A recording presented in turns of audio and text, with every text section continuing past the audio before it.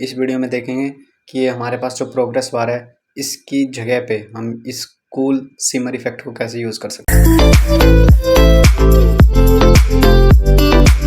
सो यहाँ पे मैंने वही अपना प्रोजेक्ट ओपन कर लिया है जिसके अंदर प्रोग्रेस बार था। सबसे पहले हम लोग क्या करेंगे, यहाँ पे सिंपली इस प्रोग्रेस बार को यहाँ से हटा दूंगा मैं बाय क्लिकिंग डिलीट बटन। उसके बाद आऊँगा यहाँ पे हमारी जावा फाइल के अंदर, यहाँ पे भी मैंने प्रोग्रेस बार को डिफाइन कर रखा है। फाइंड व्यू आईडी यहाँ से हटा देते हैं इसको। और उसके बाद यहाँ पे जहाँ पे डेटा फैच हो रहा था यहाँ पे भी मैंने सेट विजिबिलिटी कर रखा है। यहाँ पे इस पीपी को ऊपर से प्रोग्रेस बार भी हटा देंगे यहाँ से, और यहाँ से ये दोनों इंस्ट्रक्शन हटा देंगे जो भी हमने डिफाइन कर रखी थी। उसके बाद हमने पुरानी चीज़ें हटा दी हैं। नाउ अब हम डिपेंडेंसी ऐड करेंगे हमारे सिमर इफेक्ट के लिए। सो यहाँ पे मैंने सिमर इफेक्ट के लिए डिपेंडेंसी ऐड कर दी है, ठीक है। उसके बाद sync now, while sync now make sure your internet connection should be available. तो यहाँ पे थोड़ा सा टाइम लेगा ये। डन। नाउ अब हम जाएंगे हमारे उस लेआउट के अंदर जिसके अंदर हम अपना सिमर इफेक्ट लगाना चाहते हैं। तो इस पॉपुलर फ्रेगमेंट के अंदर मैं अपना सिमर इफेक्ट लगाना चाहता हूँ। तो यहाँ पे देख सकते हो रिसाइकलर व्यू है जो बेसिकली मैंने डेटा के लिए लगा रखा है, जहाँ पे मेरा डेटा आता है फ्रॉम डेटाबेस से। इसी के नीचे हम लोग इंप्लीमेंट करेंगे टाइप सिमर, या हमारे सजेशन में आ चुका है फर्स्ट पे। उसके बाद इसकी विड्थ और हाइट सेट कर देंगे मैच पेरेंट।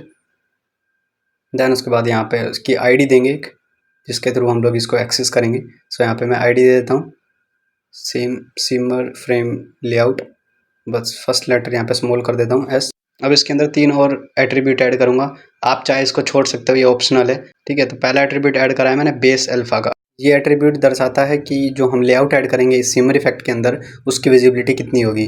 सो यहाँ पे रेंज होती है 0 to 1, तो यहाँ पे मैंने 0.9 सेट कर दिया है। यहाँ पे सेकंड एट्रीब्यूट ऐड करूँगा हाईलाइट अल्फा, जो दर्शाएगा उस लेआउट के ऊपर जो एनिमेशन चलेगी उसकी विजिबिलिटी 0.3।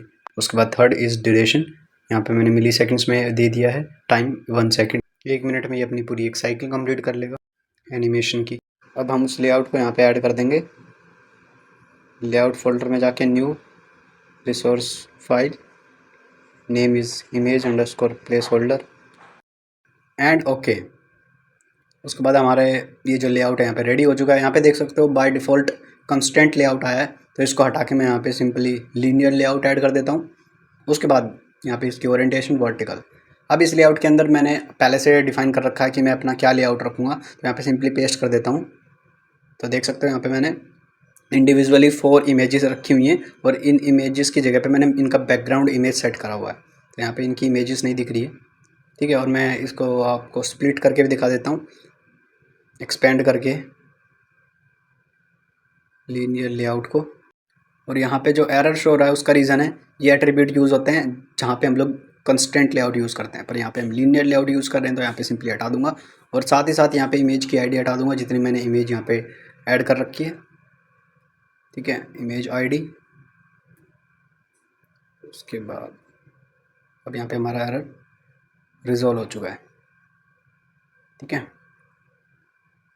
अब हम जाएंगे हमारे पॉपुलर फ्रेगमेंट के अंदर, यहाँ पे ये लेआउट ऐड कर देंगे सिंपली जो हमने अभी क्रिएट करा है। तो यहाँ पे टैग डालेंगे इंक्लूड लेआउट एट्रीब्यूट एंड यहाँ पे लेआउट नेम। और यहाँ पे जैसे मैंने लेआउट डाल दिया वो लेआउट भी इस पॉपुलर फ्रेगमेंट में शो हो रहा है। और साथ ही साथ यहाँ पे देख सकते हो जो इमेज है इसके अंदर SRC एक एट्रीब्यूट होता है, उसको हटा के मैंने सिंपली बैकग्राउंड का एट्रीब्यूट ऐड करा है। और यहाँ पे डिफ़ॉल्ट एक बैकग्राउंड कलर दे दिया है सभी इमेजेस का। तो यहाँ पे हमारा जो एक पूरा लेआउट है वो रेडी है। और यहाँ पे जो हमने सिमर इफेक्ट डाल रखा है इसकी आईडी के थ्रू इसको हम एक्सेस करेंगे। सो यहाँ पे कंस्टेंट इशू दिखा रहा है, तो इसको मैं फिक्स कर देता हूँ यहाँ पे चारों side by clicking the plus button.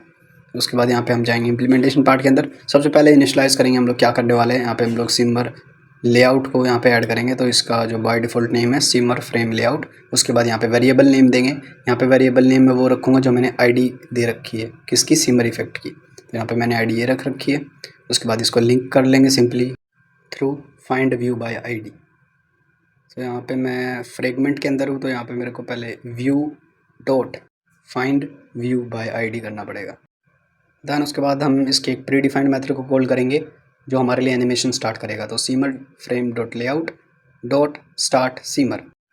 जैसे ही ये स्क्रीन विजिबल होगी यूज़र को तो एनिमेशन स्टार्ट हो जाएगी, ठीक है। उसके बाद ये कंटिन्यूसली स्टार्ट होती रहेगी। अब इसको स्टॉप कहाँ पे करेंगे, जहाँ हमारा जो डेटा है वो कम्प्लीटली फैच हो चुका है। उसके बाद इस सीमर एनिमेशन को यहाँ पे स्टॉप कर देंगे, सीमर इफेक्ट को स्टॉप कर देंगे।